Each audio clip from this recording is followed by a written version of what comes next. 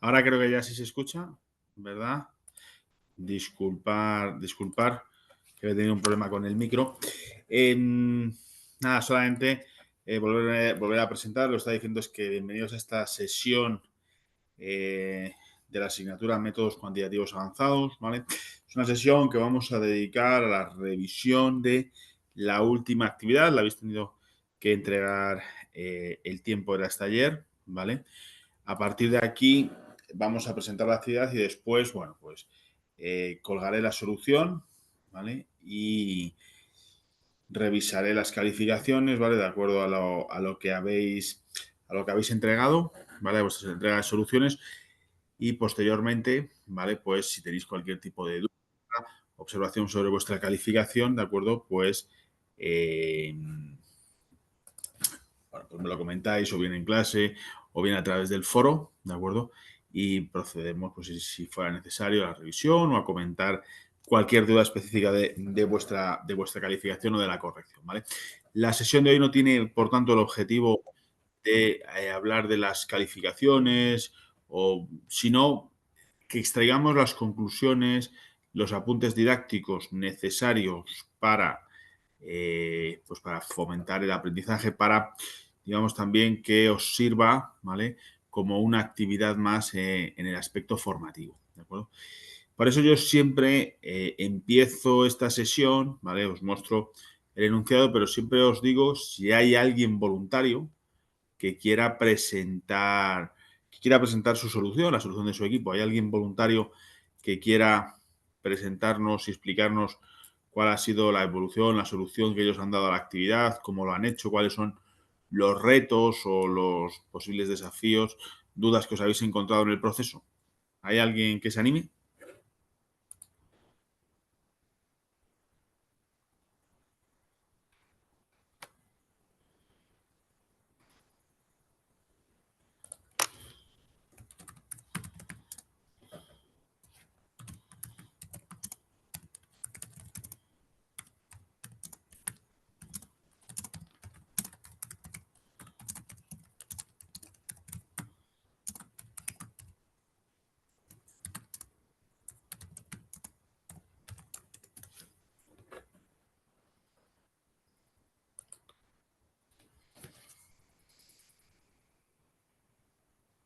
¿Alguien? ¿No hay ningún voluntario? ¿No tenéis disponibilidad? Bueno, voy a dar un tiempo más, pero lo que sí que quiero primero es empezar revisando, ¿vale? La actividad, ¿vale? Mirad, la actividad tiene como objetivo, ¿vale? Que nos familiaricemos con el concepto del VAR, con su cálculo y sobre todo con su interpretación. Siempre os digo, no es para mí lo más importante la cuantificación de las cosas o la cuantificación de los ejercicios. Para mí lo más importante es que los interpretemos correctamente y que sobre todo, día de mañana, tomemos decisiones correctas con ellos, ¿vale? Mirad, os insisto mucho, pero tanto en el taller, ¿vale? Que ya aprovecho, luego lo comentaré al final. Os adelanto que el viernes tenemos planificada la segunda sesión del taller, pero esta actividad también tiene unas dinámicas, hemos hecho unas dinámicas muy parecidas a las del taller, ¿vale? Lo importante, porque al final la cuantificación, si cometemos un error de cálculo, ¿vale? Cada vez es más difícil, hay más temas computacionales, pero alguien del equipo, si se trabaja en equipo, en conjunto, descubrirá ese error, se dará cuenta, lo subsanaremos. Incluso en el peor de los casos, ¿vale? Un auditor o un regulador se dará cuenta de ese error. No hay que cometer errores de cálculo, ¿vale? Pero lo que es más importante es que entendamos bien para qué hacemos las cosas. Entonces, el VAR lo que vamos a calcular es cuál es la mejor estimación que tenemos en base a los datos que manejamos, que son datos históricos, de las posibles pérdidas. Dicho de otra manera, vamos a ver cómo de precavidos tenemos que ser cuando operamos, en este caso con una cartera, ¿vale? De Dow Jones, de IBEX, de Nikkei, ¿vale? Entonces, nos empezaban diciendo, mira, aíslate, también es el efecto, digamos, didáctico de ir incrementando la complejidad del problema. Aíslate con el IBEX y me calculas VAR histórico y VAR paramétrico al 90% de confianza, ¿vale? Y luego me comparas esos resultados. Y además añadíamos, oye, dile a un sistema de inteligencia artificial, ¿vale? Que te compare los resultados y me das tu opinión de cómo de bien o mal lo está haciendo, ¿vale? Entonces vamos a enfocar esta primera mitad de la actividad, ¿vale? ¿Qué os daba yo? Porque había una posibilidad que era que tomarais los datos desde Yahoo Finance o desde cualquier otro motor de cálculo, ¿vale? Bueno, yo os di estos datos, las cotizaciones de cierre de los tres índices. De momento, el que más nos interesa es el Dow Jones, el Nikkei, o sea, el IBEX, perdón. Y siempre, primer paso, ¿vale? Nosotros no trabajamos con precios, es decir, los 9.462 puntos de IBEX no son comparables con estos 19.000 de Dow Jones o estos 19.000 de Nikkei. Que tenga más puntos el Dow Jones que el Nikkei no significa que esté más caro o más barato. Los precios no son comparables. Los precios dependen, pues, del free float que tenga, del número de acciones en circulación, es decir, es una magnitud relativa, ¿vale? Entonces, nosotros siempre trasladamos precios a rentabilidades porque esas deltas de los precios, esas variaciones, siempre sí nos van a permitir la comparabilidad. Por tanto, ese es el primer paso que tenemos que dar siempre. Y a partir de ahí, ¿cómo calculo el VAR por metodología histórica? Bueno, pues tomo el nivel de confianza 90% y lo que hago es me calculo el percentil 10 de esta distribución.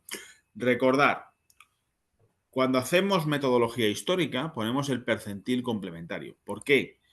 Es un tema de cómo calcula el programa.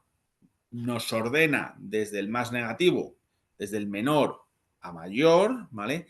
Y como a nosotros nos interesan las pérdidas, nos enfocamos en la cola izquierda, en la cola de las pérdidas. Por tanto, el concepto de VAR es al 90% el que deja un 10% de las pérdidas históricas por encima de él, ¿vale? Eso es, en este caso, el percentil 10. Y eso nos da un valor de 1,24. El signo menos, lo hemos hablado en clase, signo menos es una convencionalidad matemática que nos indica que es una pérdida, ¿vale? Nosotros lo podemos poner con menos, con más, como queráis. Lo que sí que tenemos que saber, ¿de acuerdo? Es que el VAR es una pérdida, ¿vale? Eso es impepinable. A todos nos queda claro qué significa que el VAR es una pérdida y tenemos claro que el VAR es una pérdida, le pongamos menos o más en el símbolo matemático.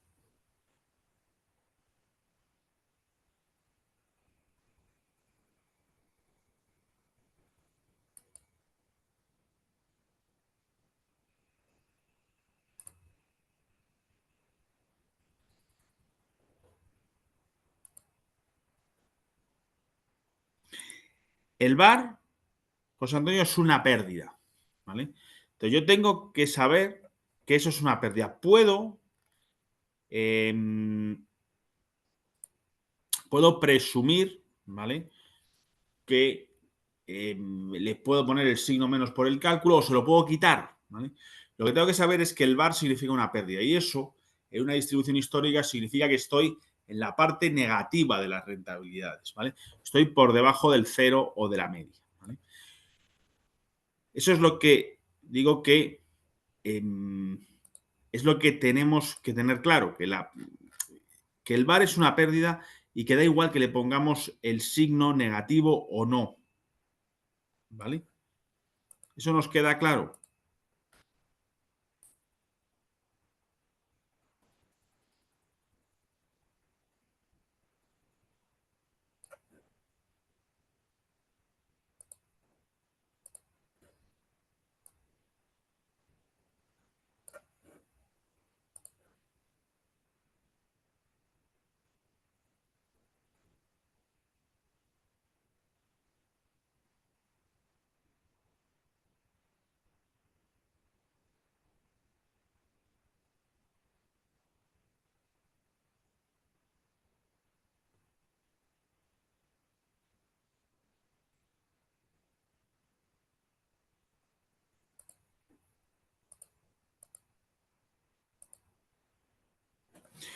¿Vale? Es decir, El VAR es una pérdida y por tanto yo siempre estoy en el lado de las rentabilidades negativas. Le ponga el signo o no. Lo que tengo que tener claro es que tengo que mirar cuando hago metodología histórica a ese lado de la distribución y que los software matemáticos lo que hacen para calcular ese percentil es ordenar las observaciones de la más negativa a la más positiva. Por lo tanto, tengo que buscar aquella que deja un 10% de los resultados más negativos a la izquierda. ¿Vale? Eso es el percentil 10.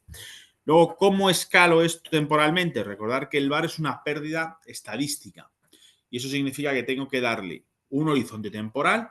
Implícitamente se lo estoy dando ya el horizonte temporal porque yo he calculado rentabilidades diarias, por tanto, la distribución de pérdidas históricas que tengo es la diaria, así que el percentil directamente me da el VAR a un día.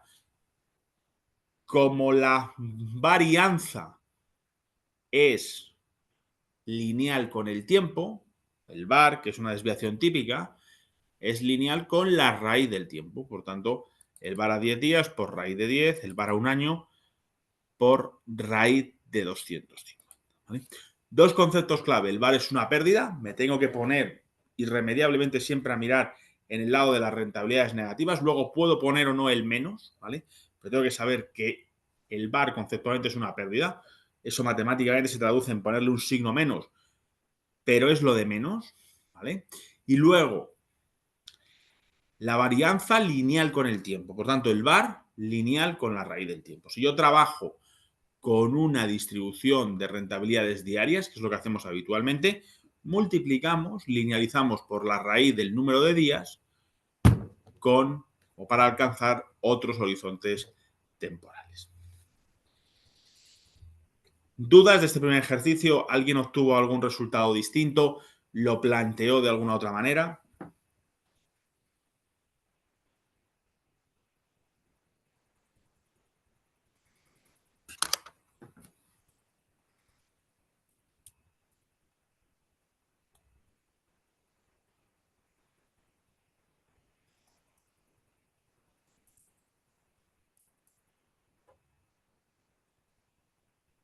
¿Todo el mundo viene hasta aquí?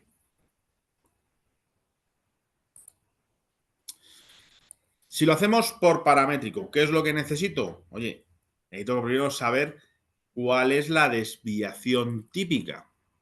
¿Vale? Bueno, pues me vengo aquí, ¿de acuerdo?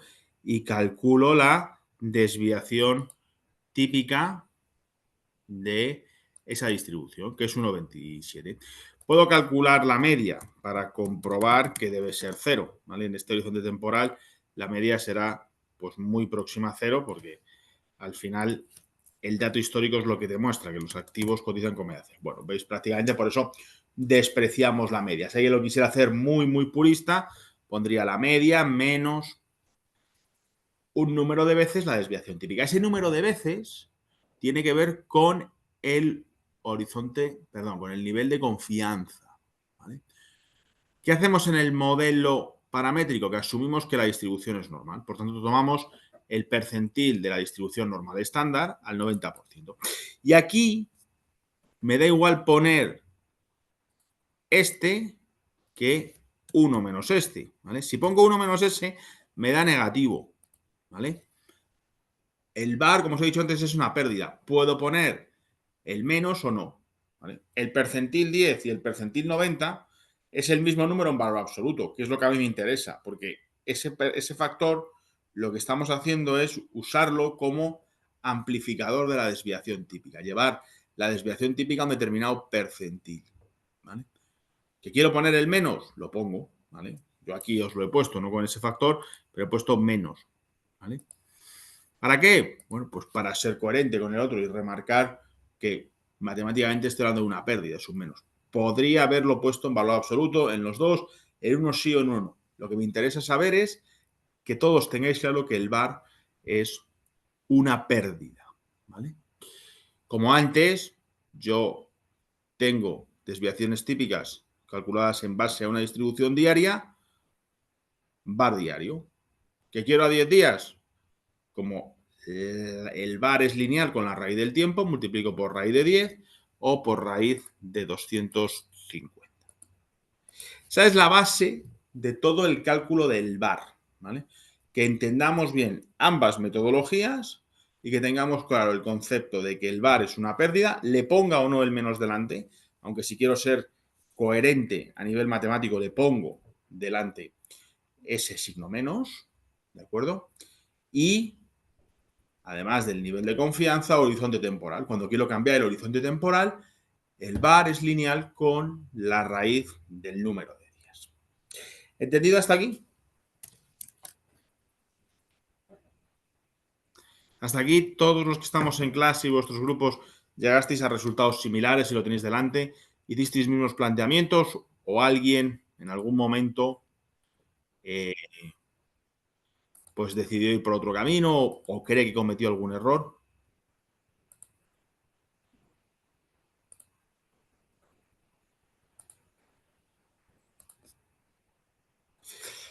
Siguiente punto, un poquito más analítico, ¿vale? Os decía, vamos a un paso más allá. ¿Por qué salen cosas diferentes? ¿Qué podemos afirmar de que los VAR sean diferentes? ¿Vale? El VAR histórico es mayor que el VAR paramétrico. ¿Esto por qué está ocurriendo? Bueno, diferentes opciones aquí, ¿vale? Una manera de enfocar este ejercicio podrías ver ir de internet y haber aplicado un test de normalidad a la distribución histórica, ¿vale? Pues el test de Kupiec o otros test de normalidad, ¿vale? Que os hubieran dado, oye, que eso no es normal, ¿vale? Yo siempre busco que os pongáis en el caso de que a vuestro jefe le tengáis que explicar esto. Si a vuestro jefe, salvo que sea una persona muy técnica, un licenciado en matemáticas, alguien que sepa mucho de estadística, análisis cuantitativo, que no siempre os lo vais a encontrar, ¿vale? Tenéis que modular, bien aprender a modular todo lo que habéis aprendido y hacerlo aplicable, modular esa parte de la comunicación, del lenguaje. ¿De acuerdo? Pero digo, bueno, pues una cosa análoga es grafiquemos esto. Yo tengo aquí la distribución histórica y la ordeno de menor a mayor. Y digo, mira, me calculo una media, ya la he calculado antes, una desviación típica. Digo, voy a graficar la normal con esos parámetros, ¿vale? Es decir, esta línea azul es la que hemos usado, la distribución que hemos usado para calcular el VAR que nos ha dado este 1,63 y al lado voy a pintar la distribución histórica, la línea roja, que es la que me ha dado para calcular un 1,24. ¿Y qué es lo primero que veo? Hombre, pues que es que el IBEX, como no puede ser de otra manera, porque es un activo financiero cotizado, robusto, etcétera, pues sigue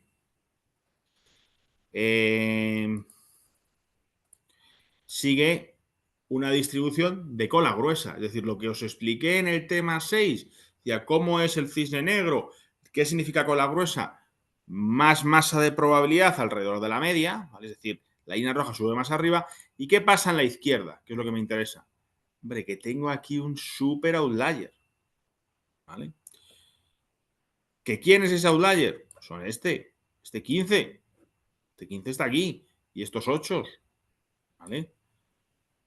Estos tres datos tienen una masa de probabilidad muy por encima de la normal. ¿Por qué me afecta eso y me da más alto el VAR histórico? Porque tiene un impacto muy relevante a la hora de calcular esta desviación típica. ¿Por qué no me afecta cuando calculo el VAR a nivel histórico? Pues porque, ya dijimos, el VAR se fija únicamente como métrica estática en cuál es el punto del 90%. Lo que pasa por encima le da igual. De hecho, mirad, si nosotros cogemos y hacemos una prueba y subimos el nivel de confianza, nos vamos acercando más a esos outliers. Todavía el 95% sigue siendo más alto. ¿Por qué? Porque la desviación típica es más alta. Y todavía en el histórico me estoy quedando a la derecha de esos niveles outliers. Pero si pongo un 99, ¿qué pasa?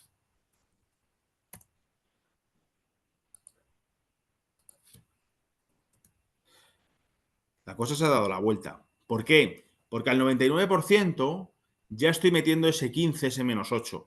Si pongo un 99,9, ¿vale? prácticamente me va a salir el doble. ¿Por qué? Porque ese es el efecto de la cola gruesa que explicamos. Un 4 contra un 8.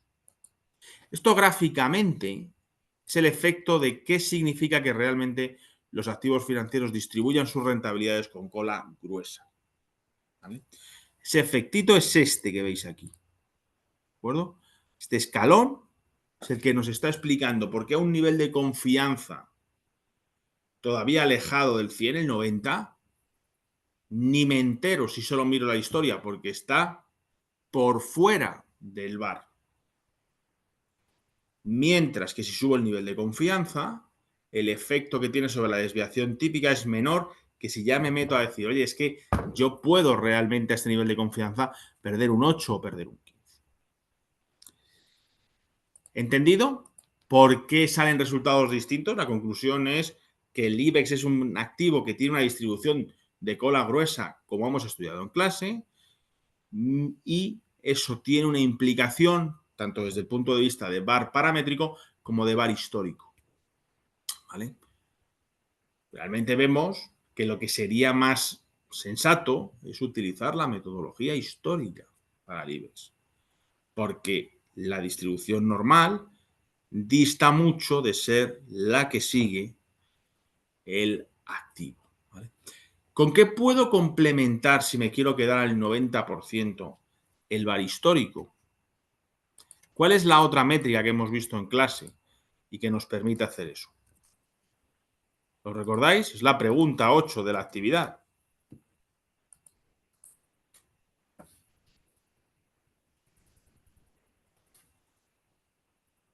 El expected shortfall. Entonces, si vamos un momento a la última pregunta que teníamos que haber contestado, oye, ¿qué es lo que ocurre? Pues que las pérdidas históricas superiores a este 1,24, que vamos a ir a buscarlas, buscamos el 1,24, ¿de acuerdo? Este es el bar, aquí para arriba, que me dice es que tengo un 2,25 de media. Es importante que pongamos en relativo este valor.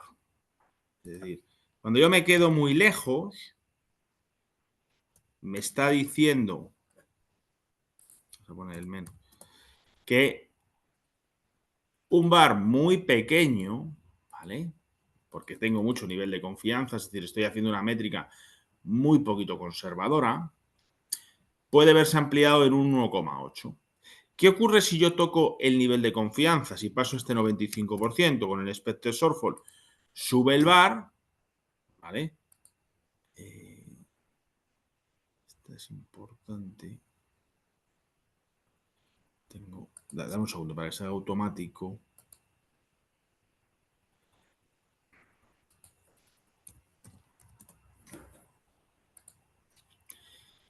También sube el expected shortfall, pero va bajando algo el factor. Si lo llevo al 99%, ¿vale?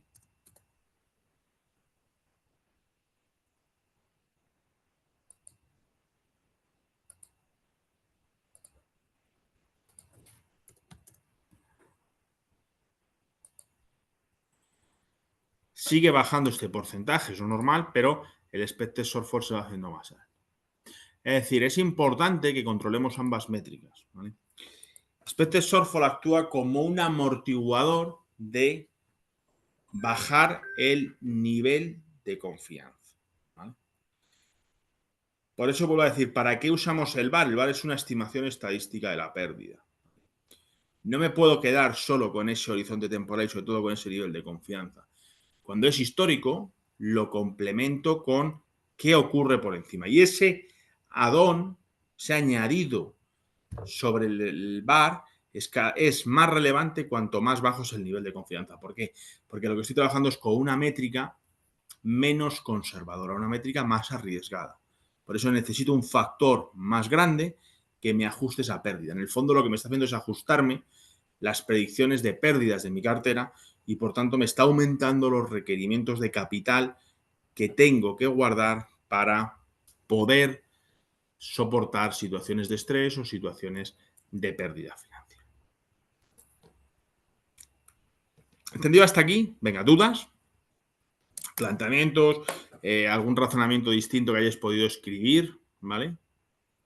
En la actividad o que queréis comentar, ideas que os puedan ir surgiendo ahora mismo de la exposición de la solución.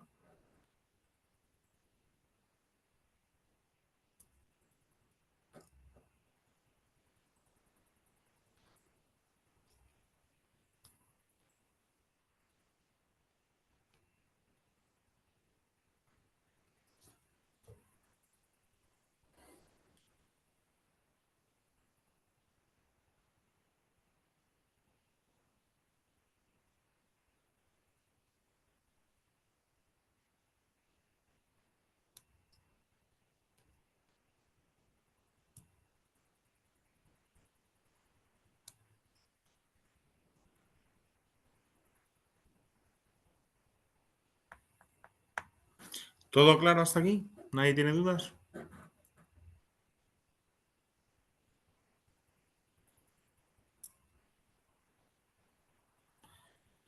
Bueno, yo al final no os voy a presentar porque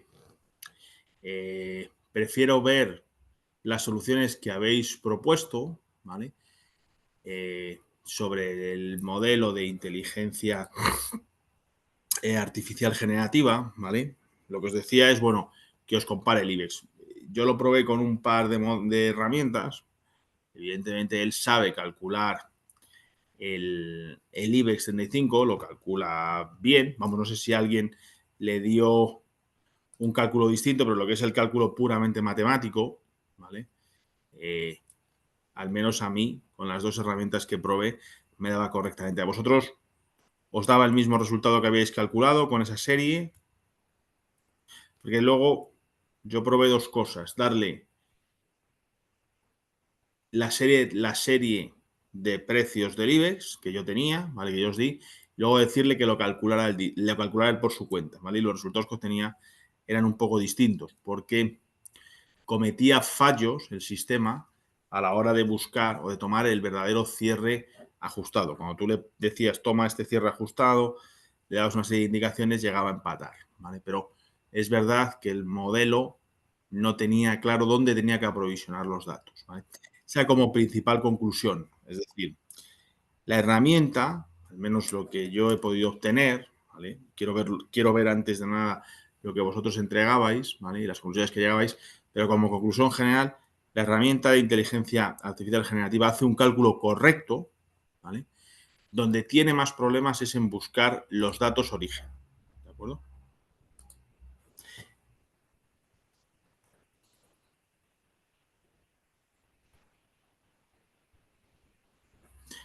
¿Alguien quiere compartir?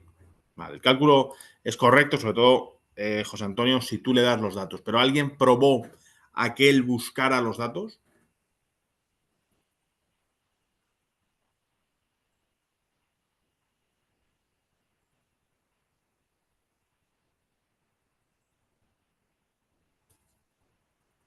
Más de José Antonio, ¿alguien más quiere comentar o compartirnos su impresión sobre qué resultados le arrojaba la inteligencia artificial sobre este ejercicio propuesto?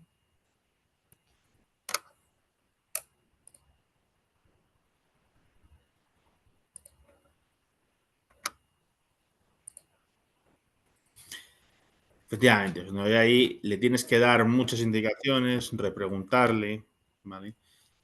No es fácil encontrarlo. También a veces no es fácil encontrarlo porque esa información no es pública siempre, ¿vale? Entonces, al lanzar consultas, le tienes que indicar en qué motor de precios, que sea abierto y gratuito, tiene que ir a buscarlo, etcétera, ¿vale? Es decir, como conclusión, la herramienta es muy buena en los cálculos, es algo menos buena a la hora de recopilar los datos. Y no tanto recopilarlos, sino recopilarlos correctamente. Necesita criterio, necesita generar, necesita aprender, ¿vale? Una vez que tú interactúas con él 2, 3 veces en el chat y le replanteas preguntas, él rápidamente con esos criterios sí que llega a obtener unos resultados aceptables, ¿vale? Venga, más comentarios sobre esta parte.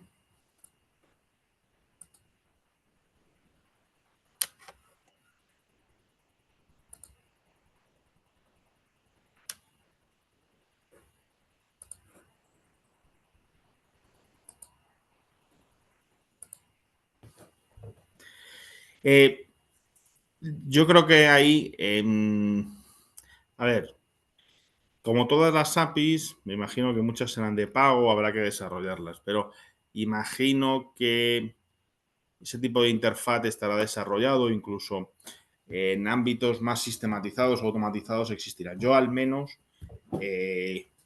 no las tengo, José Antonio, no las he utilizado y también te confío que no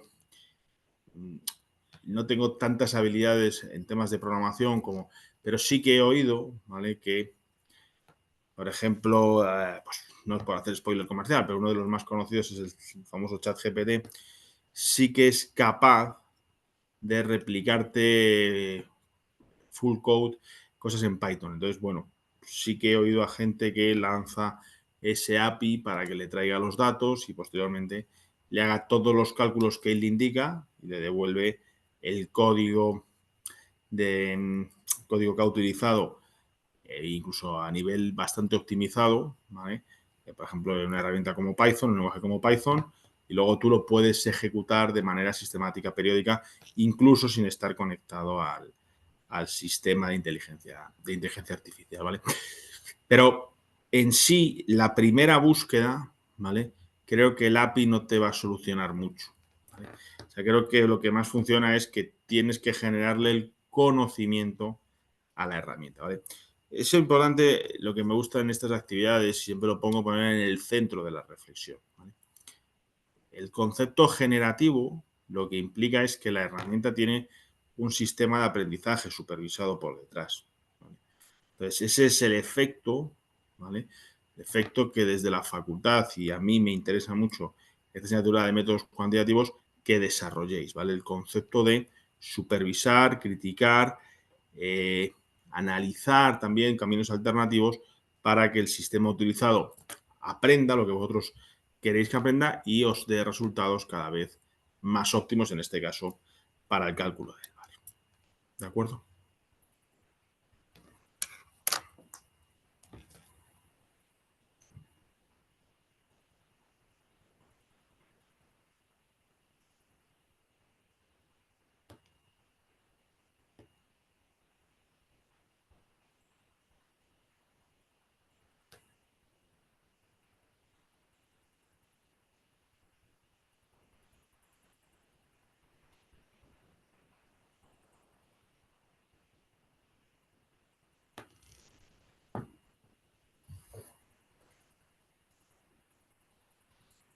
¿Todo claro hasta aquí? Bueno, pues el segundo objetivo, ¿vale? De la actividad era pasar de trabajar con un activo a trabajar con una cartera. ¿De acuerdo? Entonces, si vais a la fuente de datos, ¿de acuerdo?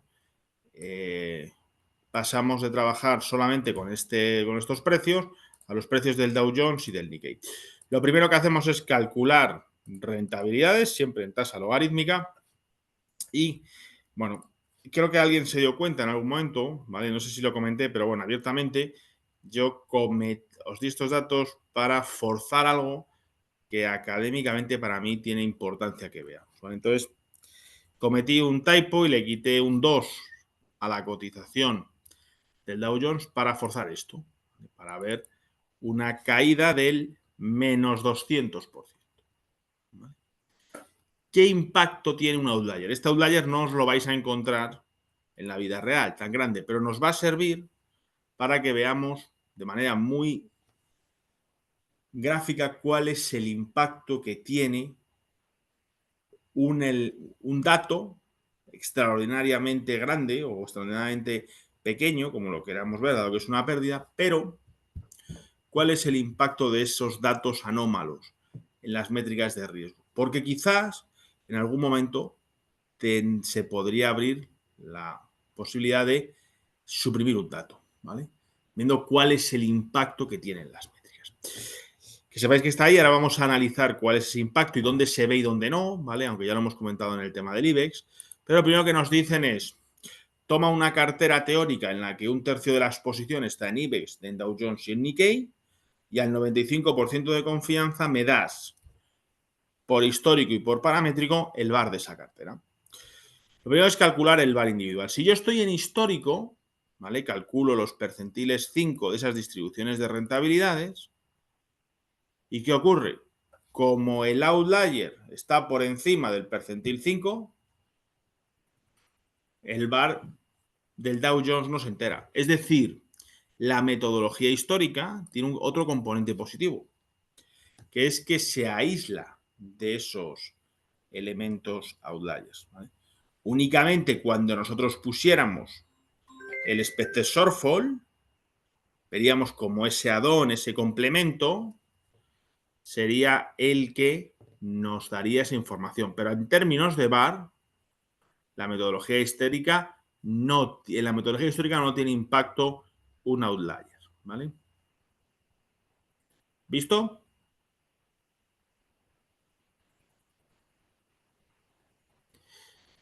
Entonces, tenemos los VAR individuales y recordar, nosotros ponderamos por el peso en la exposición de la cartera y tenemos los VARes ajustados al peso, a la cartera, a la composición de la cartera. Entonces, esto lo multiplicamos por la matriz de correlaciones. Hemos calculado siempre con las rentabilidades, coeficiente de correlación entre rentabilidad del IBEX y del Dow Jones, del IBEX y del Nikkei, y del Dow Jones y del Nikkei. Matriz simétrica con unos en la diagonal principal y este elemento igual a este igual a este y este igual a este. Ámbitos geográficos muy dispersos, ¿vale? En ese horizonte temporal bastante más correlada la bolsa española y asiática que la americana, ¿vale? E incluso la americana con la japonesa descorrelada. Ahí está el efecto del ciclo de tipos, ¿vale? En ese momento los tipos en Japón y los tipos en Europa estaban muy similares y en negativo. Recordar que los tipos de interés son el principal driver para la valoración que tiene los activos de equity, los activos de renta variable, ¿vale? Bueno, las multiplicamos, lo multiplicamos por el traspuesto y llegamos a la varianza, ¿vale? La raíz de esto es el VAR. ¿Qué ocurre? Tengo tres activos muy parecidos en términos de VAR, muy parecidos. Y obtengo un valor sensiblemente inferior al que yo esperaría como media de esos tres activos. ¿Esto por qué es? ¿Por qué obtengo un VAR que es un 40% inferior?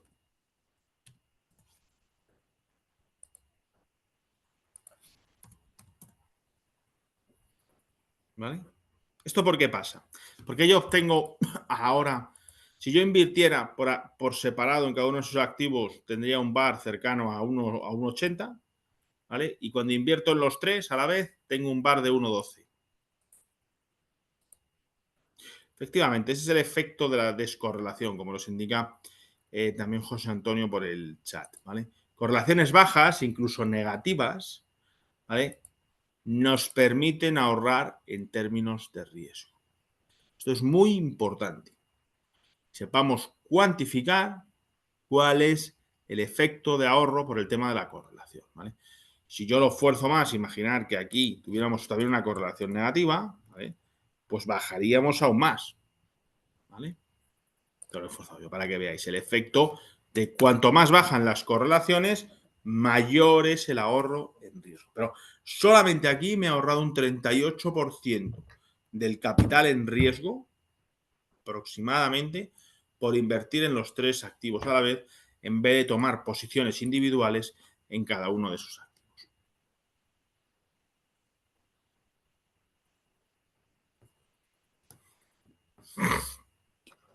Bien, ¿todo claro?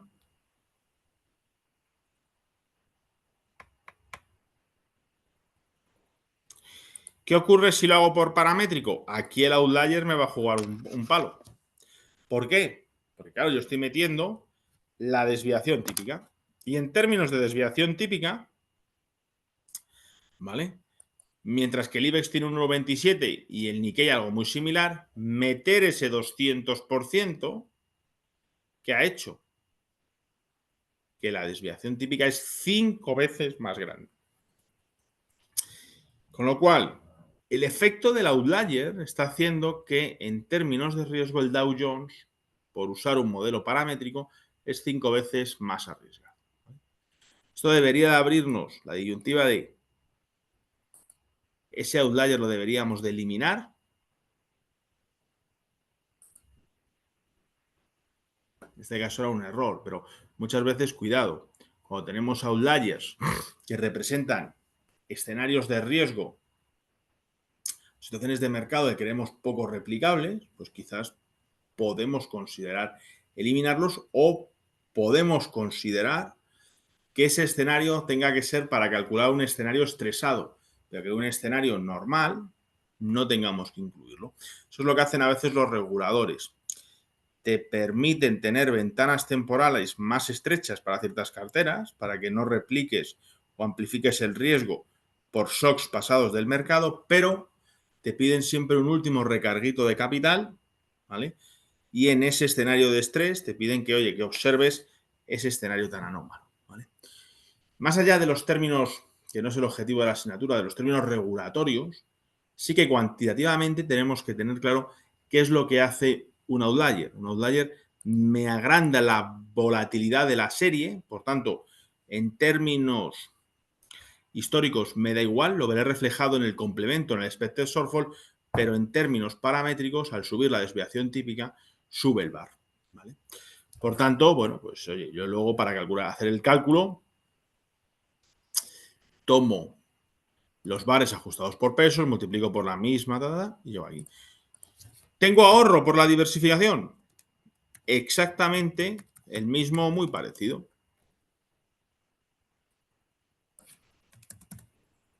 ¿Vale? Este caso es más grande porque, bueno, porque claro, tengo uno que es 5 veces y además tiene una correlación negativa. ¿Vale?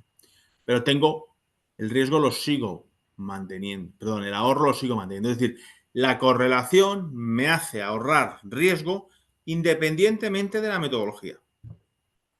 Esa es la otra gran conclusión. Da igual qué metodología use. La metodología es una forma de cálculo. Tengo que tener claro como analista cuáles son los impactos y cuáles son las consecuencias de tomar una u otra. Pero independientemente de todo eso, otro punto clave del VAR y de los objetivos de esta actividad es que tengamos claro que ahorro riesgo por el hecho de tomar la correlación. Independientemente ese ahorro no está supeditado a qué metodología use. Pregunta Alex, ¿hasta qué porcentaje del VAR se puede considerar aceptable para un portafolio? Es que eso depende, ¿vale? Si tú estás tomando un portafolio de, imagínate, de renta variable en mercados desarrollados, pues tienes estos valores que estamos viendo ahora. Un 2, un 3% diario, ¿vale? Si tomas, por ejemplo, renta variable en términos de mercados emergentes, pues será más alto. Si haces una cartera de private equity, de activos y líquidos, aún más alto. Es decir, el VAR lo que tiene que estar es en consonancia con el riesgo asumido de los activos, ¿vale? Y tiene que reflejar todos los riesgos que hay en la cartera, ¿vale?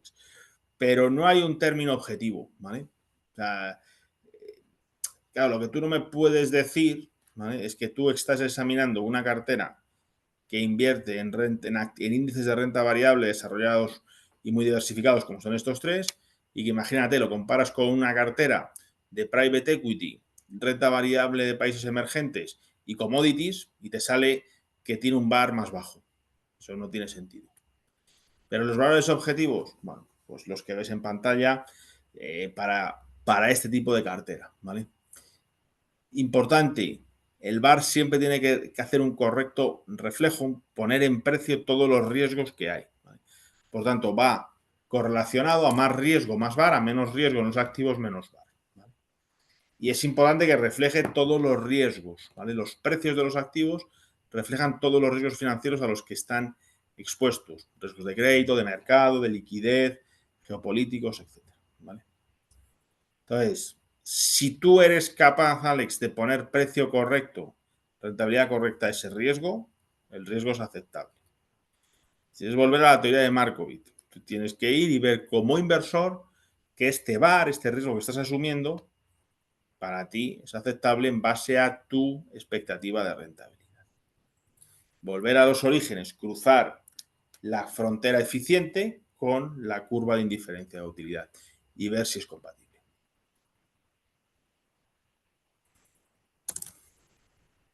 ¿Más dudas? ¿Más preguntas?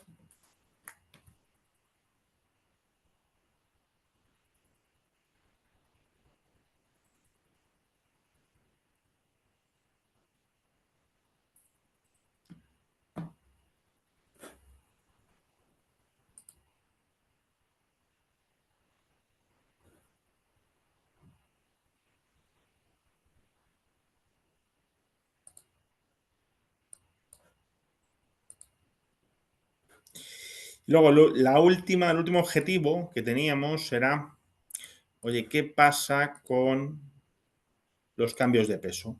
Y evidentemente decíamos, vamos a subir el peso de un activo como el Dow Jones. ¿Por qué era el Dow Jones? Porque era el que tenía de efecto para combinar el efecto del outlier. Entonces, si yo pongo un 50% en vez de un 33% y un 25% en vez de un 33% en metodología histórica, en el cual los activos tienen el mismo término de riesgo, pues yo vengo y no hay prácticamente ningún cambio. ¿Por qué? Porque es que si los tres ingredientes son lo mismo, el único posible ahorro está en ver las correlaciones que tiene esos activos. Como son correlaciones bajas en general, pues oye, al final es como si a una ensalada le echo tres ingredientes muy similares, pues da igual que eche una proporción mayor o menor de esos ingredientes y al final en términos de lo que estoy cuantificando, que es el riesgo, son muy similares. Ahora, cosa distinta es cuando yo pongo más peso del activo que tiene más riesgo, que es lo que pasa cuando lo evalúo sobre metodología paramétrica. ¿Vale? En este caso vemos cómo se dispara. Y aunque tengo bajas correlaciones, no sube linealmente, es decir, no se multiplica, bueno, pues la proporción de 5, ¿vale? Que es más grande, o sea, no se ve reflejado en un bar por 5, o bueno, por 5 ajustado por el incremental del factor, ¿vale? Sería 2,5 puntos. No sube tanto, ¿vale? ¿Por qué? Porque tengo las correlaciones bajas, pero el efecto de ahorro de la correlación sigue siendo, sigue estando, ¿vale? Pero en términos absolutos sube. Mirad, si yo cojo y veo cuál es el efecto ahora de la correlación, pues tendría que hacer entre el suma producto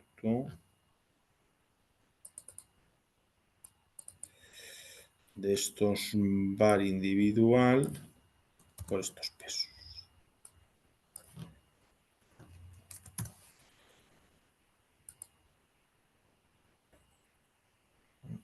¿Qué pasa ahí?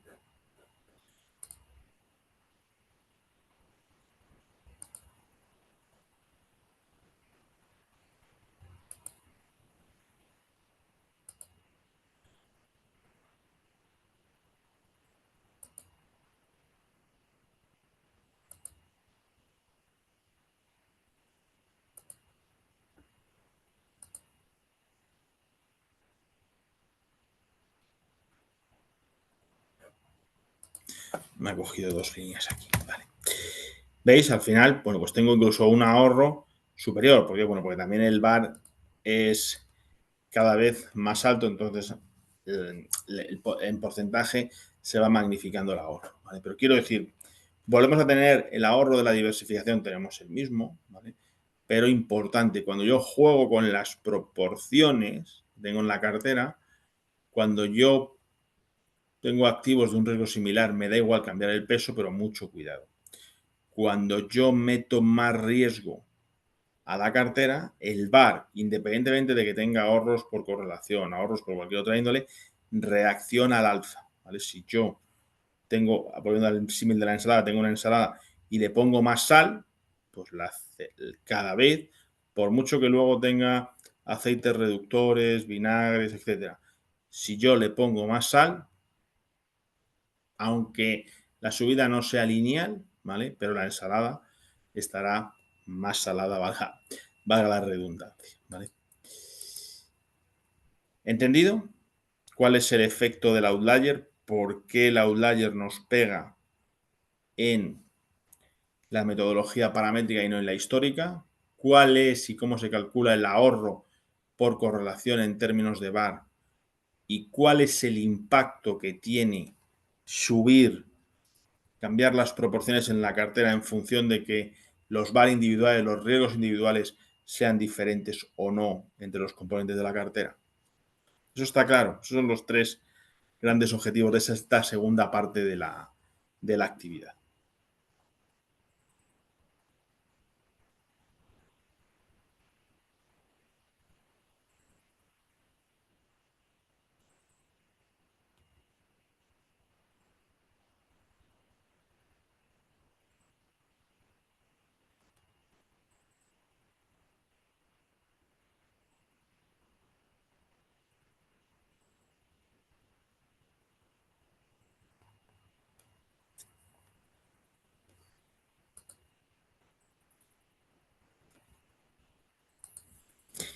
Vale, pues hasta aquí la solución propuesta, la solución que os colgaré. ¿Dudas hasta aquí? ¿Algún aspecto que queráis que comentemos?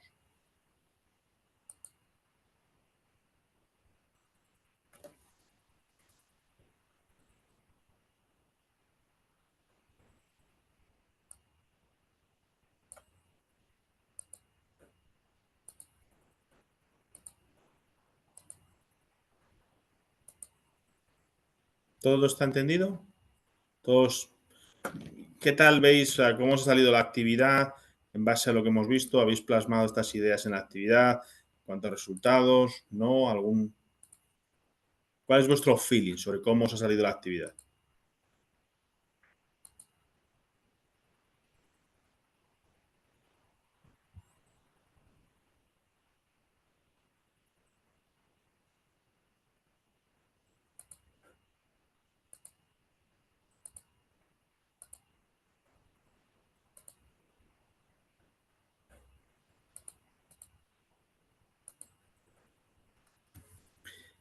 Antonio me dice que bastante bien, alguna discrepancia, pero también pueden ser temas de redondeos, ¿vale? Lo revisaré.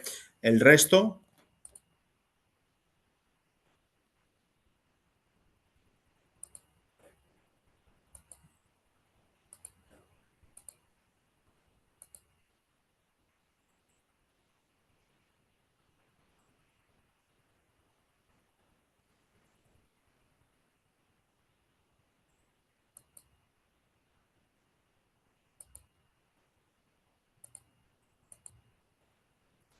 Alex me dice que parecido.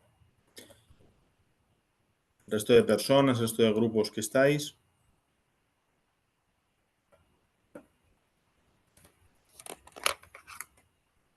Vale, bueno, veo que por el chat lo que me intentáis es que en términos generales os salen resultados parecidos. Bueno, revisaré, sobre todo ya sabéis, revisaré la actividad en global, ¿vale? Prestando mucha atención a los razonamientos, a lo que hayáis escrito ahí de por qué hacéis las cosas, cuál es el fundamento, ¿vale? Para mí eso siempre es muy relevante a la hora de fijar la calificación, ¿vale? Yo espero que durante esta semana, ¿vale? Podáis tener los resultados, ¿vale? Y también os subiré este fichero, esa solución, a la carpeta habitual, ¿vale? Bueno, con esto terminamos lo que son las tres actividades que había planificadas por grupos, ¿de acuerdo? Nos quedan por delante dos sesiones más, una la semana que viene, ya tenemos planificada para el martes, ¿vale? A esta misma hora, en el cual revisaremos el último tema de la asignatura dedicado a los métodos de simulación y también ya fijada para el martes 1 de julio la sesión que ya os informé, que será la última, que dedicaremos pues, al repaso, a solucionar todas vuestras dudas, ya evidentemente foco único en el examen. ¿Vale? Adicionalmente a esto, el viernes tenéis en el aula de información general del programa, ¿vale? Del PER, planificada la segunda sesión del taller, ¿vale? De simulación de modelos. Recordáis, ya hicimos la primera sesión, ¿vale? Un ejercicio de asset management en el cual recibís el encargo de un cliente.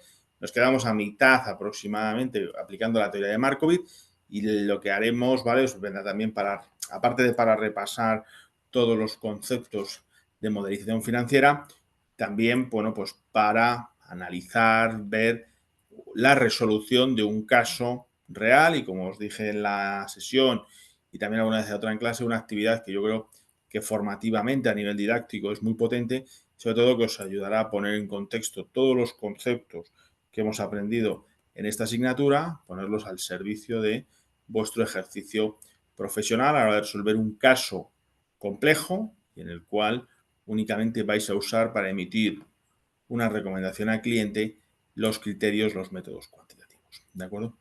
Lo cual tenemos esos 3 hitos por delante. Este mismo viernes, segunda sesión del taller, os lo informaré también durante la semana en el foro, y por delante 2 sesiones más, una para el último tema y finalmente la sesión de repaso. ¿Vale?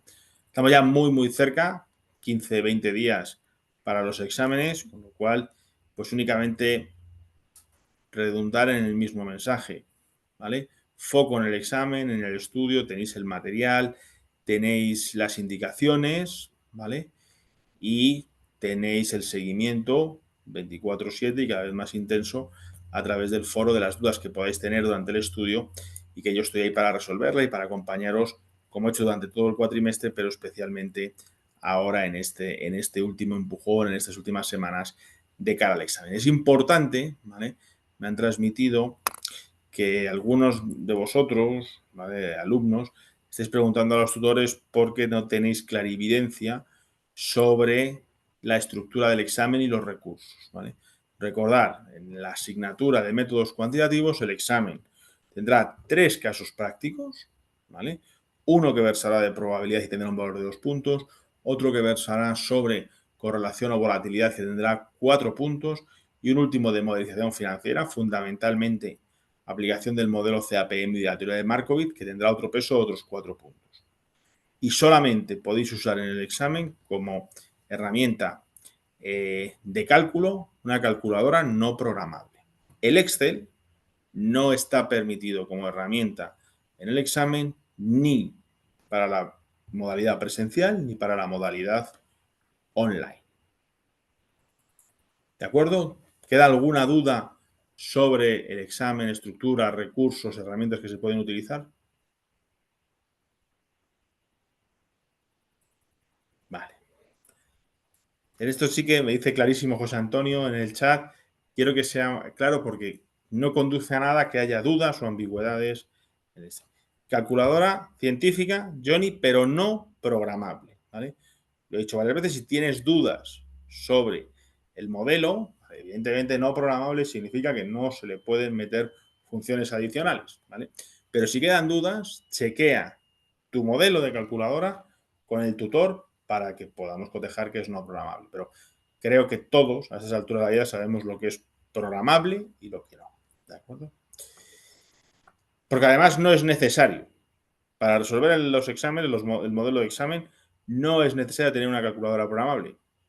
Ya, la norma dice eso, pero nadie va a obtener una ventaja de usar ese modelo, ¿vale? Para los cálculos que hay que hacer, incluso diría que con una no científica, salvo algún logaritmo que pueda haber que hacer, sería suficiente, ¿vale? La complejidad del examen, os lo he dicho siempre, no radica en los cálculos, radica en conceptos que se han explicado en clase, que están claros, que hay que saber aplicar y que hay que saber interpretar. ¿De acuerdo? ¿Alguna duda más? ¿Alguien quiere comentar algo antes de que cerremos la sesión sobre la actividad? ¿Os ha gustado? ¿Os ha parecido útil? ¿Algo que se podría mejorar? ¿Algún aspecto conceptual del tema de VAR que creáis pues, que no se cubre bien con la actividad que hemos propuesto o que echáis de menos que haya dado yo como profesor más foco, más importancia?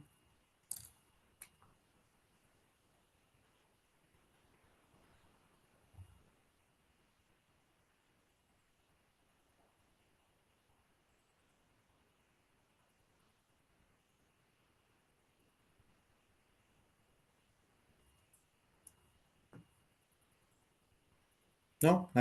¿Ningún comentario adicional? Bueno, pues creo que tenemos claro evidentemente el objetivo de la sesión, la solución de la actividad, pero los próximos pasos. Yo siempre miro hacia adelante y el objetivo ya único, el examen, con lo cual, por favor, toda duda, toda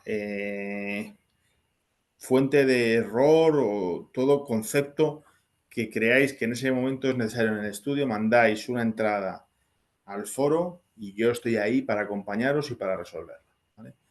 Objetivo único, preparar el examen, ¿vale? Tenéis material más que suficiente para prepararlo, no es un problema de material, es un problema de lo que os he dicho. 3 cosas: conceptos claros, interpretación de esos conceptos y claridad en cuándo se utiliza y cómo se interpreta cada uno. Nada más, los que queráis, muy recomendable, ya bastantes de los que estáis lo visteis la semana, hace 2 semanas, ¿vale? El viernes tenemos ese taller, sé que es un esfuerzo para muchos, a lo mejor muchos no podréis estar, como pasó hace 2 viernes, en todo el transcurso del taller, pero lo que podáis conectaros, yo creo que se generan dinámicas de trabajo y dinámicas también de discusión sobre conceptos y aplicación de esos conceptos que son muy interesantes para vosotros y que os van a aportar mucho a la hora de visualizar, transportar todos estos conceptos al ejercicio profesional. Así que os espero en primer lugar el viernes para el taller y posteriormente el martes que viene a esta misma hora para la sesión regular de la asignatura.